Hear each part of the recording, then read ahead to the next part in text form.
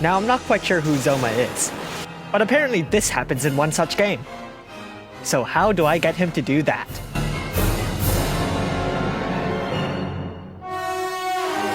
King of Destruction Zoma's Trustmaster reward is his robe, which features a high magic stat, some spirit, a 30% boost to ice and dark resistance, and when equipped to Zoma, boosts his magic by a flat 500 and automatically activates Demon King of Destruction's Vestment, which will completely fill his limit burst gauge.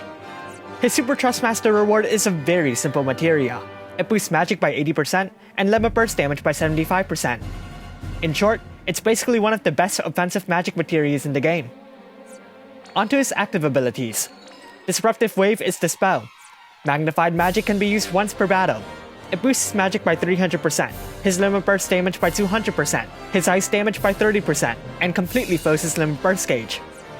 Crack deals ice magic damage that lowers the enemy's ice resistance by 120% and Chains of Bolting Strike. Freezing Blizzard will deal fixed ice magic damage that Chains of Chaos Wave awaken. Bounce grants one ally 2 reflect buffs. Passives. With his Trustmaster reward or Super Trustmaster reward equipped, Zoma will gain a 200% boost to equipment magic when carrying a single weapon. If you've activated this passive, he'll hit the cap for that stat with ease. To add on to that, he also deals increased damage to dragons and fairies, meets half the limit burst damage boost cap, and has a strong limit burst regen each turn. He also meets half the chain limit boost cap, and his normal attack has changed to Destroyer of All, which deals ice magic damage and lowers the enemy's ice resistance by 120%. He's also pretty resistant to ice and dark attacks, especially dark. Let's look at his limit burst. It lowers the enemy's ice resistance by 130%, raises his limit burst damage by 100%, and then deals a single strong ice magic blow. Time to change forms. Zoma's Brave Shift has a 4-turn duration and a 4-turn cooldown. Onto his active abilities. Kakrako is Kakrak but stronger, with a 130% Ice Impero to boot. Code Breath is Freezing Blizzard, though it's received similar strengthening. Abracalamity deals a single strong blow, though its true value lies in further raising the damage modifier of his magic attacks. Passives.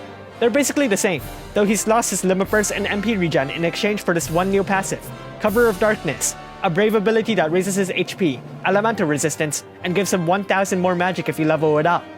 As a result, his elemental resistance can look like this. He also gains status ailment resistance, but I'm not quite sure where that came from.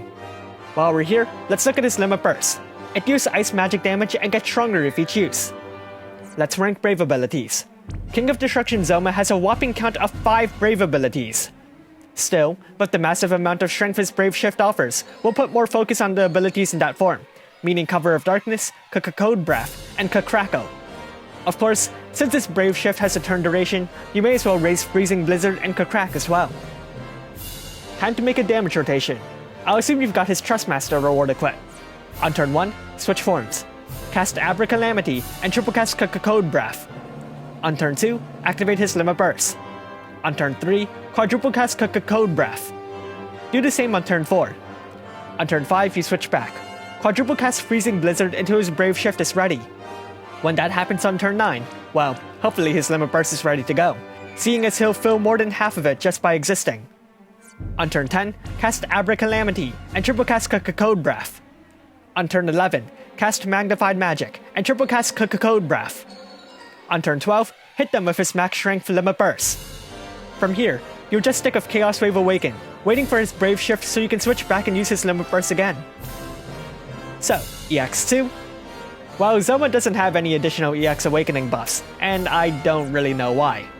It's not like he was released that late. In fact, the other Neo Vision here does have abilities locked behind additional EX Awakenings. So, while there's not much beyond flat stats, EX plus 2 does give that super useful Super Trustmaster reward, and as a collaboration unit, he has plenty of fragments available in the VIP shop, so maybe you'll manage to reach it.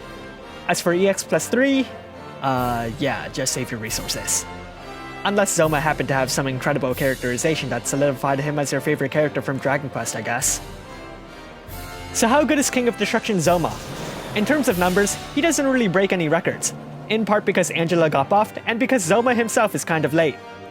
However, there also haven't been many notable ice magic damage dealers for a good while now, so if you look at it another way, Zoma does happen to break a record. Unfortunately, Zoma's also locked to ice, and the 2 common chaining families won't really change that. His MP consumption is also a bit of an issue.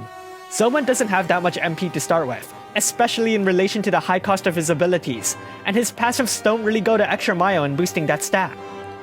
Thankfully, Zoma's not really lacking in other passives, so depending on your inventory, you may be able to invest in more MP and MP regen. Or if you've got another unit that can cover that, I suppose it won't be an issue either. Thanks for watching, and if you liked this video, leave a like and subscribe. Comment below if you plan to get King of Destruction Zoma. I definitely plan to do so. Not so much for his kit or sprite, but for that super useful Super Trustmaster reward.